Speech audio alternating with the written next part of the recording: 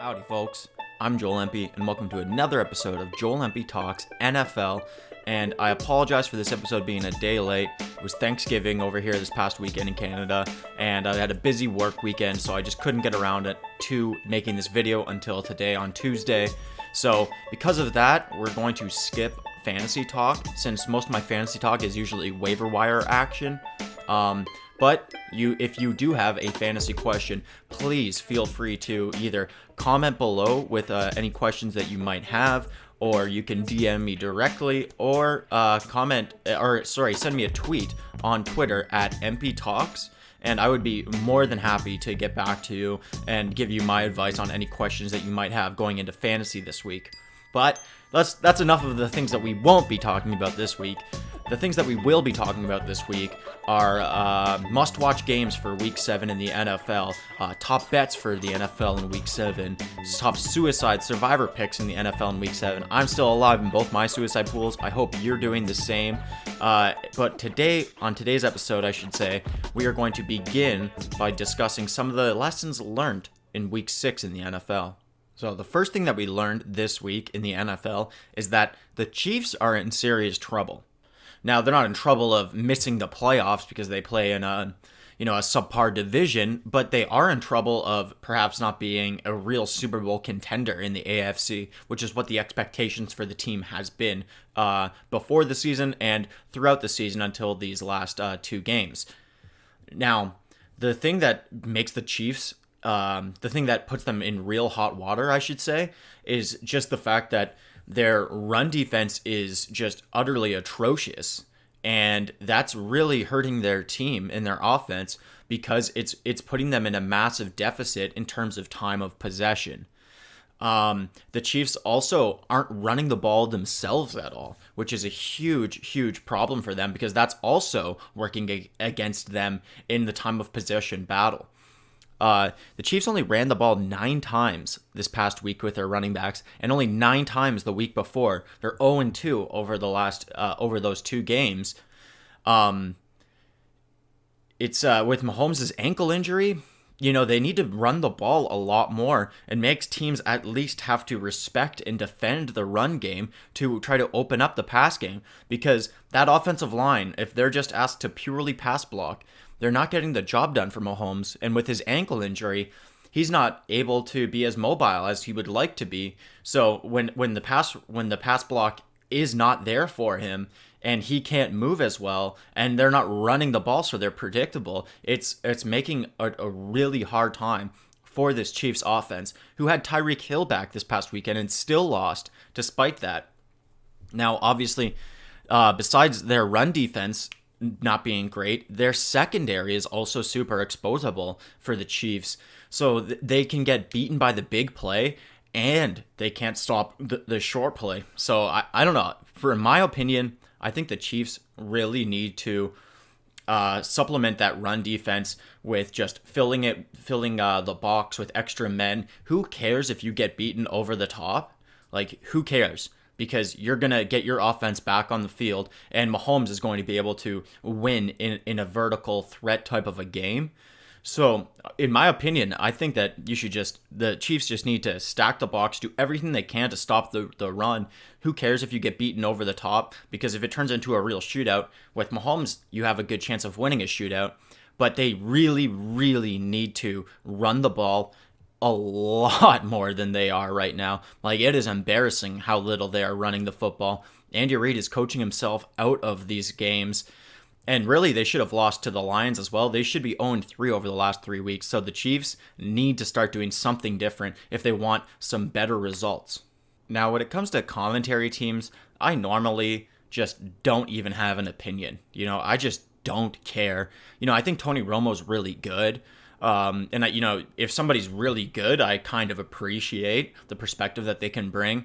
But I don't really judge people whether they're good or bad. Like, it's just background noise. I understand football. I'm breaking down the game myself when I'm watching it. I don't rely on a commentator. And a lot of people, they like to hate on one commentator in specific, Booger McFarland. Monday Night Football commentator. Everybody likes to pick on him and make fun of him for being such a terrible commentator. to be honest, I've never really noticed because I just don't really care. But I think that he constantly gets it's like the cool thing to do to hate Booger. But he this past Monday night towards the end of that game when the Lions had two just egregious hands to the face calls against them, he as in Booger McFarland was talking to the head of officiating who was a part of the broadcast, and he was ruthlessly attacking that guy, saying, "Hey, this is unacceptable. This call is changing the complexion of the game. You have to answer for this." And I think that Booger is hated on so much, but he did such a great job in his commentary position in that one moment. He was not letting the guy, I forget who the officiating expert was on the phone, forgive me, but the guy that they were talking to, Booger was talking to, he wouldn't let him just get away with, aw shucksing the call away. He was in his face and deliberate about it over the broadcast that, hey, this is unacceptable and this is costing the Lions the game, which it absolutely did. The Lions got screwed over again. They got screwed over. Let's see. They got screwed over against the Chiefs 2 weeks back. They should have really won that game. And then they got screwed over against the Packers this past weekend. They should have won that game. And then if you think about it, they really screwed themselves over against the Cardinals in week 1. That's on the Lions for sure. So let's even leave that one aside. But if the Lions had wins over the Chiefs and over the Packers right now, they would be in the conversation with the 49ers and the Saints as the best teams in the NFC.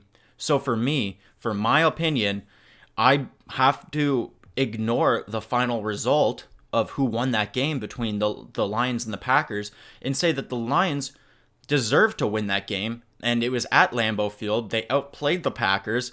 So I actually have the Lions as a top 3 NFC team right now.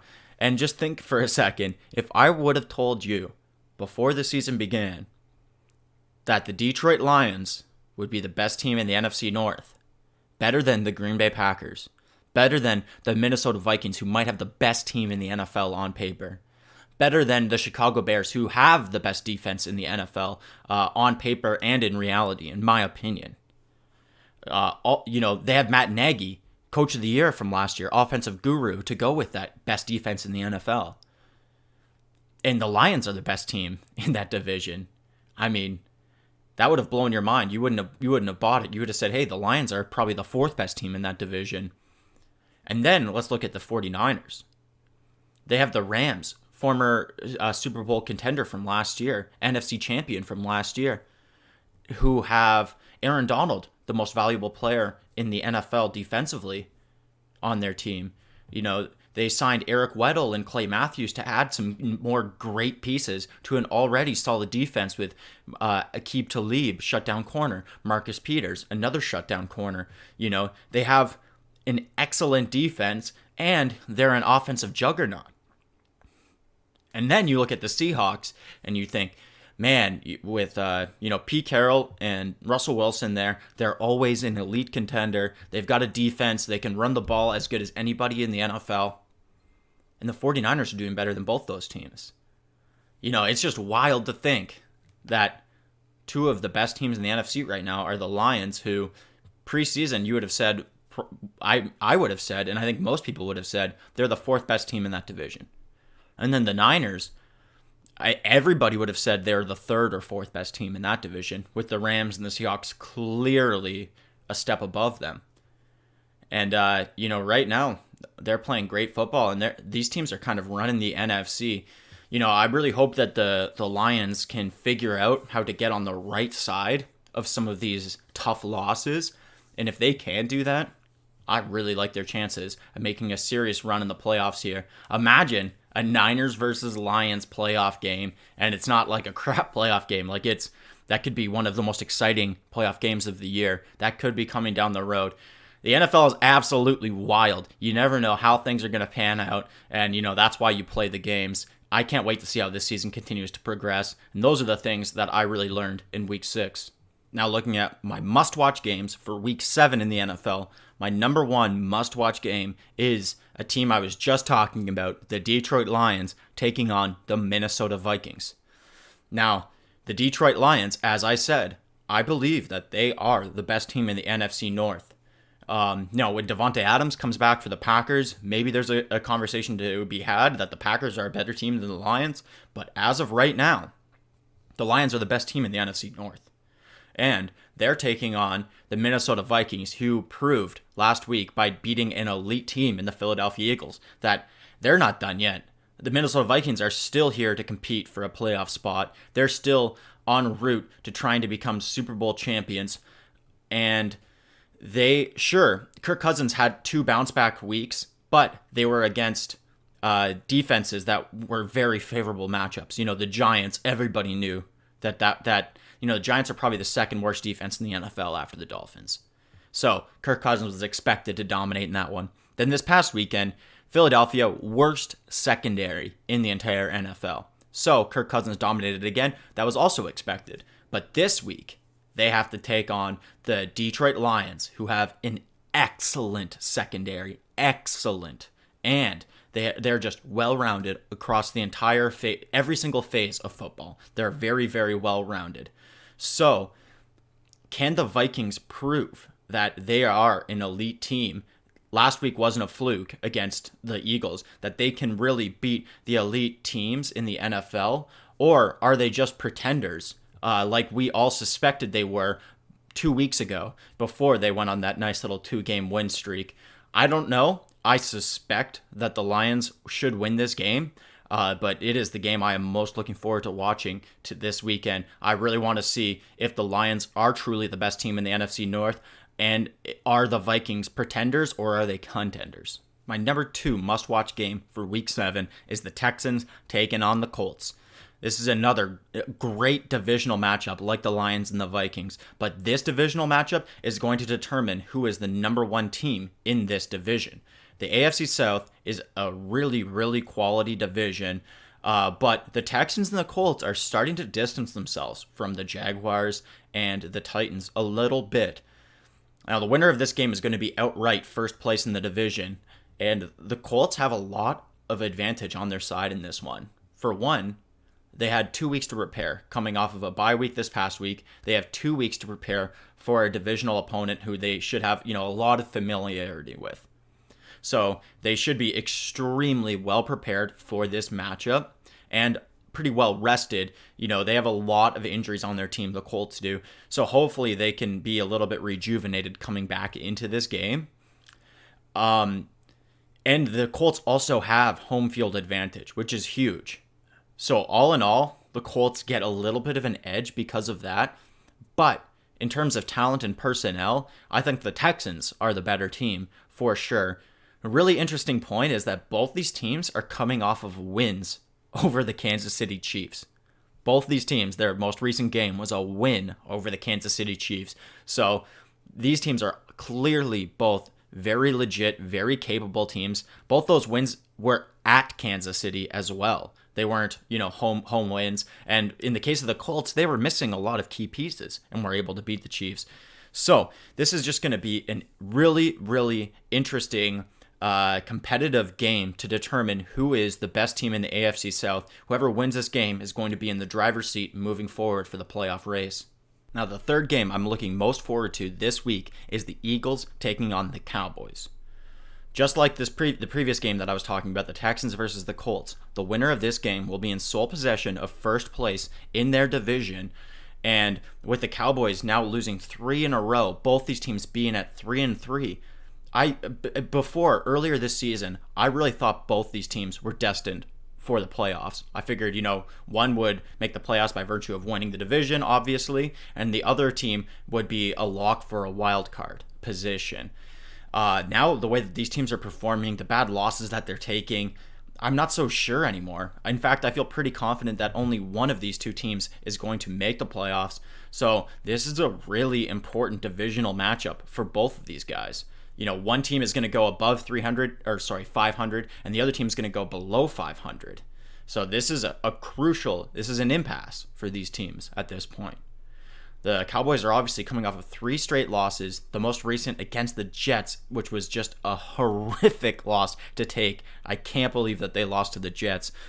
And I'm cooling down on the Cowboys after that loss to the Jets. That was a sobering, eye-opening loss. Now, the Cowboys are going to be without Amari Cooper. At least that's what it looks like at the moment. Amari Cooper might end up playing. And if Cooper does end up playing, I would probably favor the Cowboys. But the Eagles have the most exposable secondary in the NFL. But they have a really, really potent front seven. So I feel like the front seven of the Eagles is going to be able to slow down Ezekiel Elliott enough in order to really force the game to be like the way that the Cowboys are going to have to win this game is with Dak Prescott's arm. Now, if Amari Cooper isn't in the lineup, I don't know how much I favor Dak Prescott's arm to be able to win them this game. If Amari Cooper is in the lineup, I think that Eagles secondary is so exposable that it's very likely that the Cowboys could win that one. But the Eagles are just so well-rounded everywhere else. I think they're going to be able to put up points of their own. I think that their front seven is so good defensively, they're going to be able to limit Ezekiel Elliott's success. So the game is going to come down to Dak Prescott. The game is on Dak Prescott's throwing arm. Can he throw the ball well enough to beat the Eagles? Maybe without his number one weapon in Amari Cooper. That's going to be the matchup in this one to determine who wins and who loses. I can't wait to see this one. Winner of this one, I am favoring heavily in the NFC East race. All right, now looking at suicide/survivor/locks of the week for week 7. My number one suicide survivor lock of the week is the 49ers over the Redskins. I think that the 49ers are a top 3 team in the entire NFL. That might be a bold statement, but this next statement I'm sure you won't find bold, and that's I think that the Redskins are a bottom 3 team in the NFL. So when you've got a top 3 team versus a bottom 3 team, suicide picks just don't get any more straightforward than that. So that's my number 1 pick of the week. Now the number 2 suicide pick of the week for me is the Bills over the Dolphins. I really believe the Dolphins are going to go 0-16 this year. So the key to winning a suicide pool is to pick against the Dolphins every single week. Now we're running into a bit of a problem here, though, this week when they take on the Bills, because I think that you want to maybe save the Bills for when the Dolphins play them in week 11 if you can get another sure thing this week, like I think the Niners are over the Redskins. So if you haven't used the Niners yet, think about using them this week so that way you can save the Bills for week 11 when they play the Dolphins then. Otherwise, in week 11, you might be scrambling trying to find an easy matchup. So when the Dolphins play the Bills and the Jets for the first time, you might want to look elsewhere to try to find a different pick for that week. So that way you can use the bet against the Dolphins trick later on down the line in your suicide pool and really help you out in those later weeks when your options are really dwindling. My number 3 suicide pick for the week is the Patriots over the Jets. Once again, this is just an obvious no-brainer. The Patriots have won their games this year by an average of like 27 points per game. They're very obviously gigantic favorites over the Jets this week. Now, I know the Jets upset the Cowboys last week, so that might give you a bit of apprehension, but I wouldn't have any. There's a 0% chance that the Jets are going to beat the Patriots this week. Now, there's a very good chance that you've already used the Patriots, which is why I have them here at my 3rd spot. But if you haven't used the Patriots yet, what are you waiting for? It's a guaranteed win that'll get you through to the next week, so you might as well use them now while the getting's good. All right, guys, now let's finish off the show with my favorite bets of the week for week 7. Now, my number 1 favorite bet of the week for week 7 is the Patriots -10 versus the Jets. I just think that this spread should be a lot more like 16 points, and the only reason why it's as little as 10 is because the Jets were just able to exploit the Cowboys last week and were able to get a clutch upset in that one. Because of that, the perspective of the Jets, people are valuing them a little bit more than they should.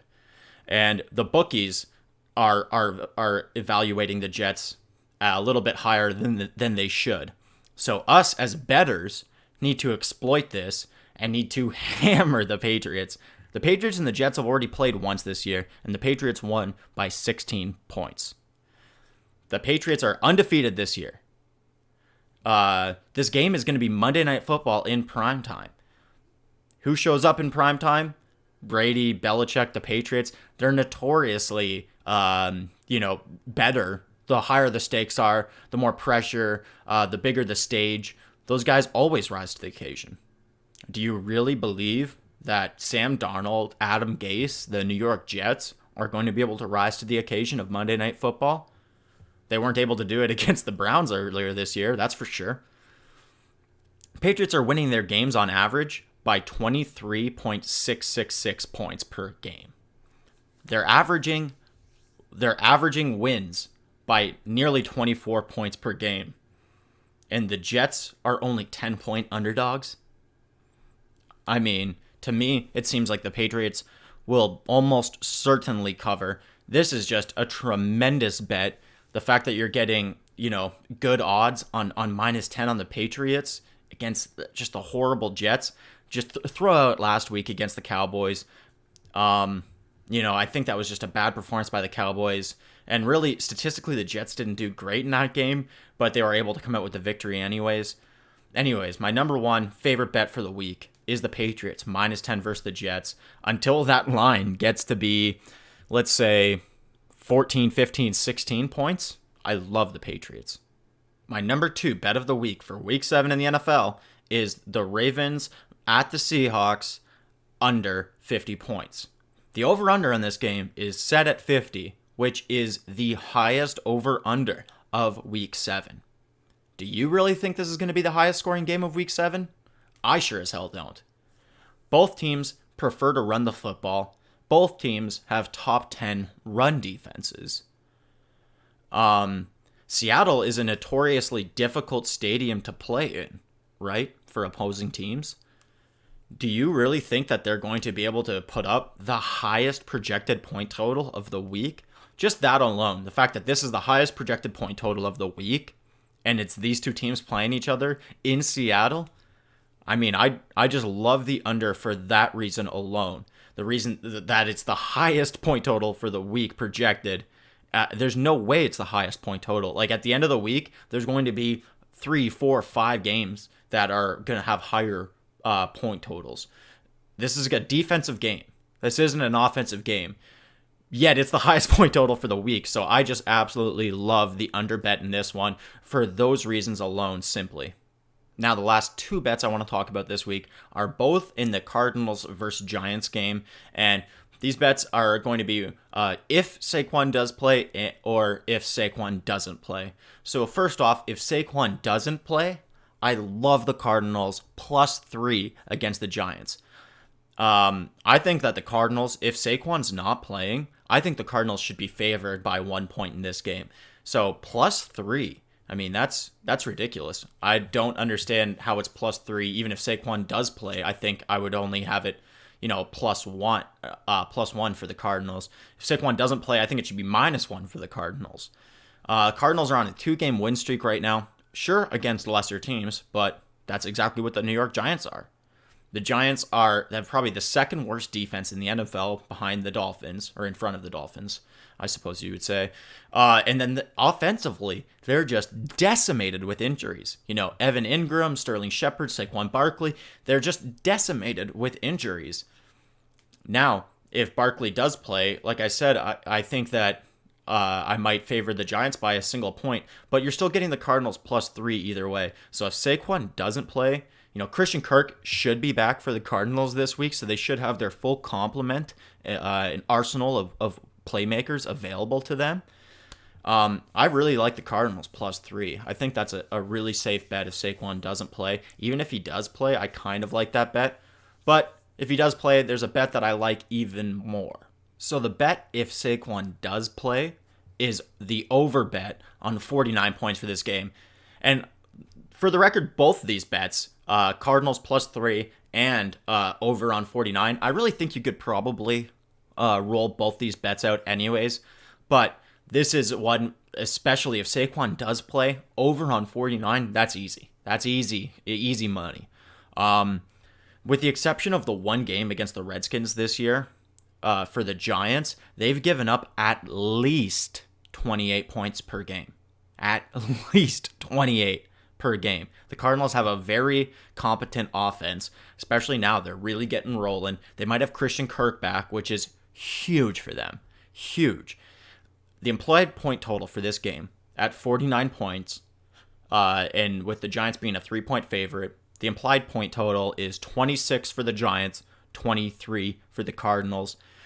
The fact that the Giants have given up 28 points to everybody except for the Redskins, who are horrendous, makes me believe that I think the Cardinals are going to be able to reach 28 points. I think that they're going to be able to reach that minimum that the Giants have been allowing. So if they reach 28 points, the Giants only need to reach 22 points in order for you to hit the over on that game. You don't think the Giants are going to be able to put up 22 points with Danny Dimes and with Saquon Barkley in this hypothetical situation on the team against the Arizona Cardinals defense? I love their chances to be able to put up 22. I think that, with Saquon in the game, it could be, a 30-28 type of win for the Giants. I think that they're smashing past 22. They'll probably pass 22, even if they have their C-list team out there. No Sterling, no Saquon, no Evan Ingram. I think the Giants will still easily be able to put up 22, and the Cardinals will be able to hit that 28. So I like the over either way, but I love the over if Saquon's playing. And like I said, I like the Cardinals +3 either way, but I love the Cardinals +3 if Saquon isn't playing. All right, guys, so that does it for this episode of Joel Empey Talks NFL. And unfortunately, like I said earlier, there's no fantasy talk today, but once again, please comment below if you have any fantasy football questions, or feel free to DM me or hit me up on Twitter at Empey Talks. I would be extremely happy to answer any fantasy questions that you might have. So yeah, comment below, like the video if you did enjoy it. Please subscribe to my channel. I really appreciate the subscriptions. When I get to 100, I can have an official YouTube name for my channel, for my URL. So I'm really trying to get to that 100. Yeah, follow me on Twitter at Empey Talks, and until next time, cheers, friends.